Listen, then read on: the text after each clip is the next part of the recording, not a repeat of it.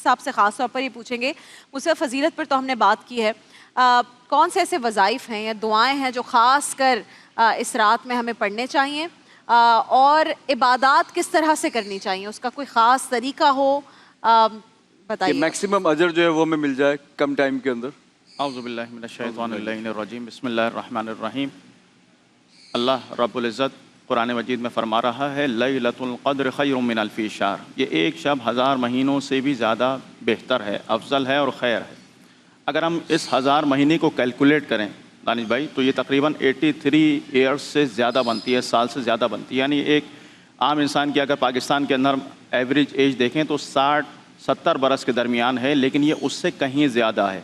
اس شب میں اگر انسان عمل کرتا ہے، اس کے اعمال، اس کی عبادات، پروردگار عالم 83 برس بلکہ اس سے بہتر، اور کتنا بہتر یہ انسان کے اوپر ہے کہ وہ جتنا بہتر، کیونکہ پروردگار عالم لامتناہی کمالات اور خیر و برکات عطا کرنے والی ذات ہے، لہذا جتنا انسان حاصل کر سکتا ہے 83 ایئرس تو یہ کم سے کم ہے، اس سے کہیں زیادہ انسان ایک شب میں حاصل کر سکتا ہے، پورے 24 گھنٹے کی بات بھی نہیں ہو رہی۔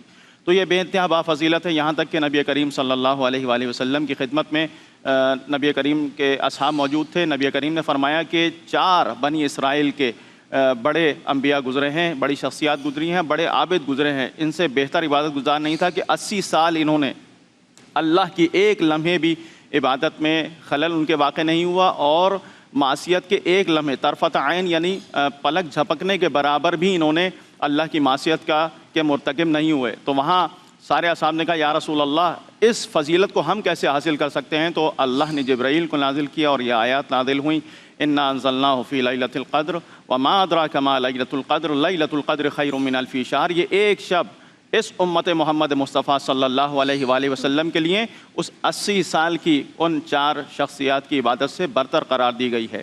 تو یہ شب بہت اہمیت کی حامل ہے، اور سوال یہی ہے کہ یہ شب کون سی شب ہے؟ اہل تشیع کے نزدیک جو ہے وہ سب سے زیادہ جس پر احتمال ہے، اور ڈاکٹر صاحب نے بھی اسی روایت کی طرف اشارہ کیا، جوہنی ایک صحابی رسول تھے، ان سے متعلق ملتا ہے کہ وہ 23ویں کی شب ہے۔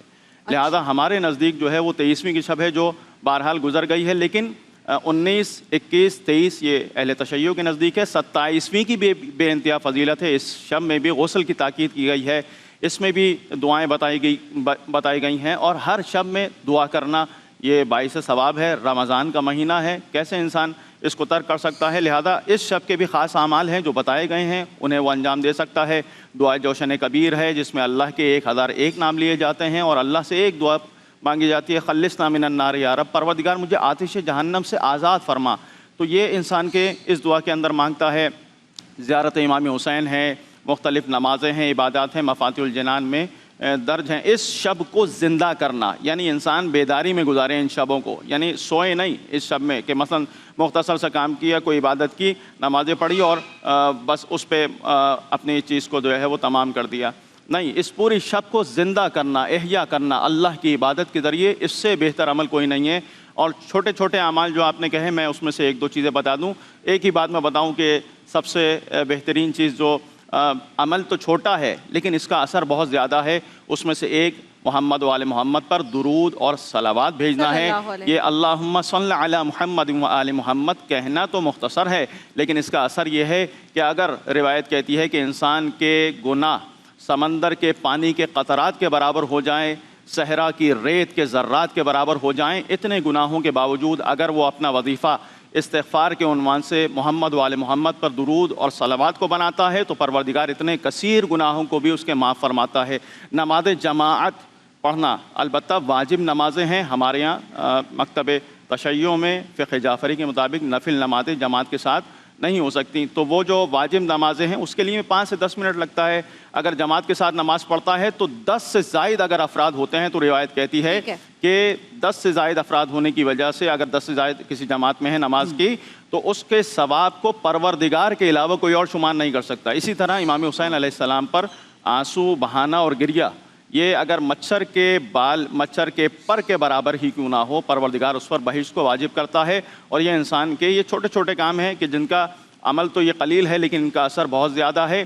آخری بات جو میں آپ کی خدمت میں عرض کر دوں وہ یہ کہ کیوں اللہ رب العزت نے معین نہیں کیا، بتا دیتا کہ 23 ہے، 27 है, 19 है, 21 है, या कोई भी शब है, मौला कायनात से अमीरुल मोमिनीन अली इब्न अबी तालिब हमारी जानें उन पर कुर्बान हो जाएं, फ़िदा हो जाएं, जब उनसे ये सवाल हुआ कि मौला क्यों मुअय्यन नहीं फरमाया, तो बेहतरीन जवाब मौला ने फरमाया उसका ना बताना उसकी रहमत है। क्या बात? वो ये देखना चाहता है कि तुम अगर हम शब को मुअय्यन नहीं करते तो क्या हमारी बारगाह में पलट के आते हो या पलट के वाह, नहीं आते। वाह, वाह। अगर हम बता दें तो तुम्हें मालूम है, लेकिन हम ये देखना चाहते हैं कि अगर 23 की शब है तो इस एहतिमाल पे तुम उसमें इबादत करते हो, नहीं करते। 27 है, 19 है, 21 है, हर शब में अल्लाह की बारगाह में अल्लाह चाहता है कि उसका बंदा उसकी बारगाह में पलट कर आए। वो ये यही देखना चाहता है। क्यूरियोसिटी जो है जितने भी नाजरीन है उनके दिलों में, हमारे दिलों में, इसको तलाश करना और हर रात इबादत करना और फिर उस एक पिछली रात से ज़्यादा बढ़कर अगली रात इबादत करना, ये सब खुद एक इबादत है। ये क्यूरियोसिटी भी एक इबादत के तौर पे कि आप ढूंढ रहे हैं, तलाश कर रहे हैं, आप देख रहे हैं कि कौन कौन सी अलामात है और हमें काश वो रात मिल जाए। हम सबको